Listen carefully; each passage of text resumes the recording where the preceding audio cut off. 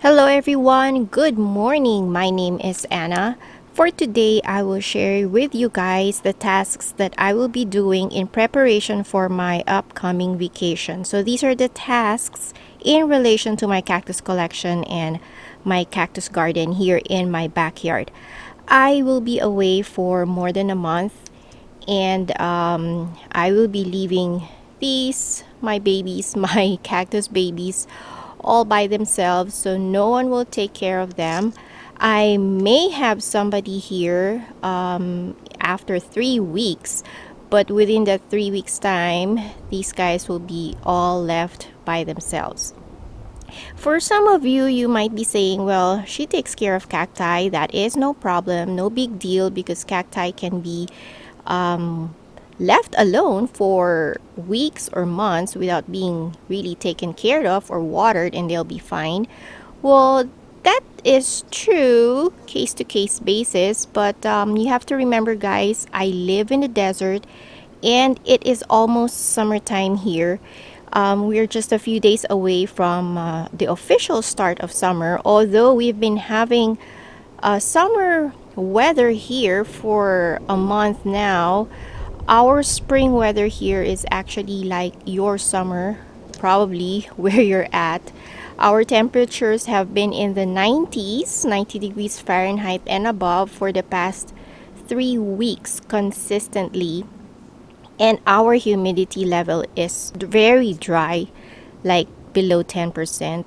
Summer is the most difficult season for me here in the desert because it is during this time that I experience the most number of losses in my collection. I have to watch out that they don't get too much sun and they get sunburn. And also some of the cacti, although they like sunlight, they don't like extreme heat. Some of them will shrivel up and die if I don't get them sheltered right away. And then also during the extreme heat of the summer, a lot of the cactus would actually go summer dormant. So if they get watered at the wrong time of the year, that is also detrimental to them.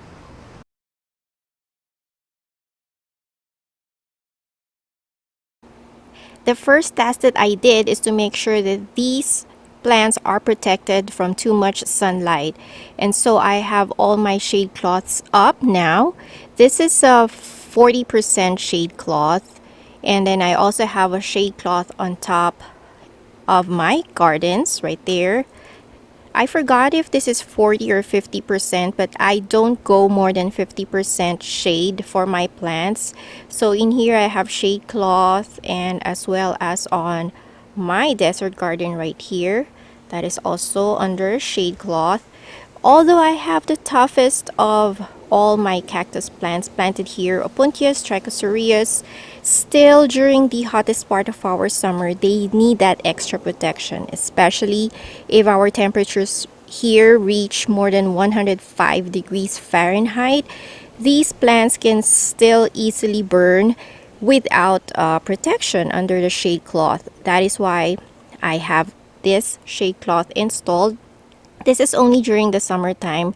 During fall, winter, and spring, I take this shade cloth down. And then if you can notice, I also have some pots here. These used to be under full sun during springtime, but now that it is summer, they need that extra protection from the shade cloth. So I have echinocereus and trichocereus in pots in this section as well. I placed all my shade loving plants in this rack right here, or in this section. Not really shade loving, but they appreciate a little bit more shade because like they're seedlings or haworthias or aloes. Aloes actually right now have already started going dormant or entering dormancy because it's been getting a little bit too hot for them. So I placed them all in this rack. Actually, they still get bright shade, bright light, not direct sunlight. Here in the desert, there is actually no such thing as complete shade. Even if they're shaded, they still get enough sunlight, bright sunlight, to keep them alive. Actually, this one hates sun direct sunlight at all. Even this Euphorbia decari, Spirosticha. These were given to me by Clyde Morris. Whenever they were in the sun, they were not doing good, but here in the shade, see the leaves are starting to green up. I also have my seedlings in here. I am worried about my seedlings because I water them right now every about third day, but I won't be able to do that in the next 3 weeks. So hopefully they will survive, but we will see. Fingers crossed.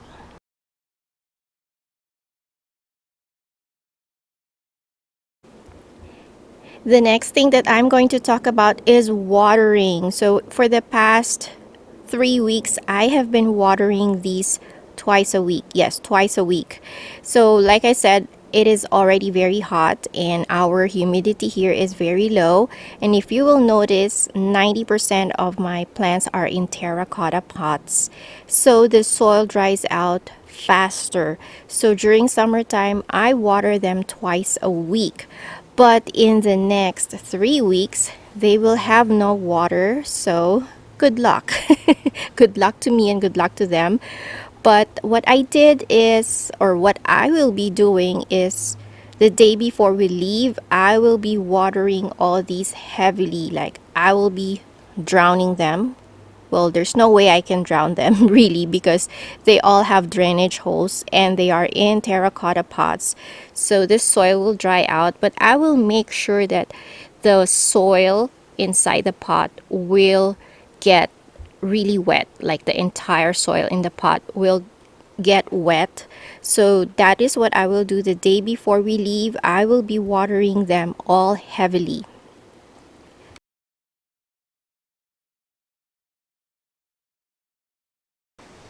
And what about fertilizing? Well, I did something different this year. Normally, in the previous years, I would be fertilizing them like every third or fourth watering. But since I will be away and I won't be here to do that, what I did is a week ago, I placed slow release fertilizer, the granules, they're the beads. Actually, these are Osmocote, triple 14 Osmocote, I think is what I used. And I placed like a pinch full on every pot about this size and more for those in bigger pots. So that's what I did a week ago, and they already had, I think, 2 waterings since then. So that's what I did. That is something different I did this year since I will be away, and we will see how this will turn out. At least I don't have to worry about them not get sufficient nutrients during the growing season. Hopefully it rains, it rains when I'm away so that they will get some feeding, but I doubt. But I still pray that it will rain this summer season.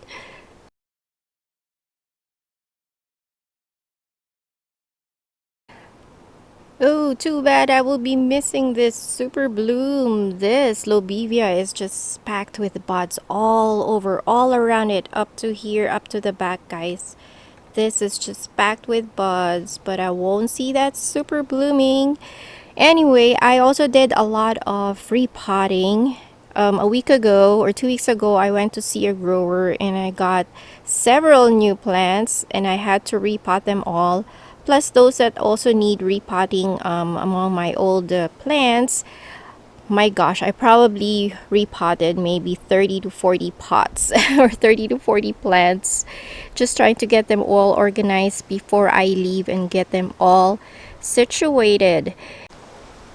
I also did a lot of cleaning up, removing dead plants, removing withered buds, and making sure they're all clean just to prevent disease from starting or from forming while I am away, because I won't be here to be spraying them if ever disease or pest starts in my collection. Not cactus related, but look at my tomato plant, guys. It is also packed with tomatoes. Well, since I use tomato fertilizer for my cactus, I thought might as well grow tomatoes this spring and summer season. And look, I have so much tomatoes, but I won't be here to eat them. I will have someone adopt this tomato plant.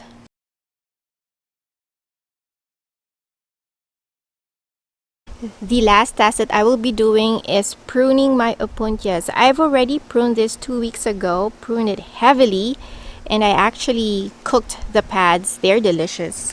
I just like them grilled, but there's a lot of recipes. If you just look it up, there's a lot of recipes for these nopales. They're delicious, but looks like I have many more now coming up. I would have to prune them heavily because they won't get watered, and my theory is the less pads they have, the less water they would need. At least that is my theory. I don't know if that is true. Here is another overgrown opuntia that needs heavy pruning this summer, so I will do that before we leave. Now you see this, and then I will also show how it looks after I prune it. Here it is now after pruning. It still does look full, but believe it or not, I've taken out a lot. Here is my tray full of all the pads that I took off from that opuntia. These will go to my friend who has a turtle. He said his turtle loves these. Amazing how the turtle can eat it with all those spines. But yep, his turtle loves it, so I will give that to him. And then this is what is left of my opuntia for now. And after pruning, I just realized that I just planted actually 2 pads in here when I started this garden. So all that growth emerged from just 2 pads that I planted in this section. As for this side of my garden, there is no way for me to set up shade cloths in here. So these guys would just have to withstand the heat and the sun this summertime. I am reconsidering some of the plants that I've planted in this section, like this. I don't think that is a good idea to have it planted there. That is a rose quartz Camacereus. It always dies back every summer.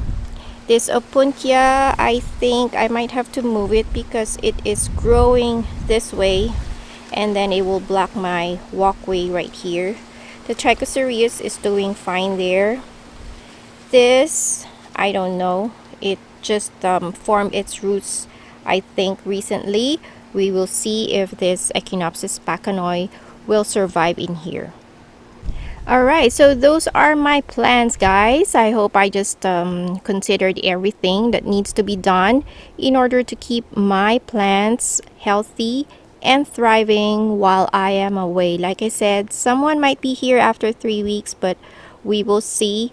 Nothing definite for now. Alright, so if you enjoyed this video, give me a thumbs up, guys, and in the comments down below, let me know what you guys do before you go on vacation in terms of your garden. What preparations do you do to ensure that they will survive while you guys are away?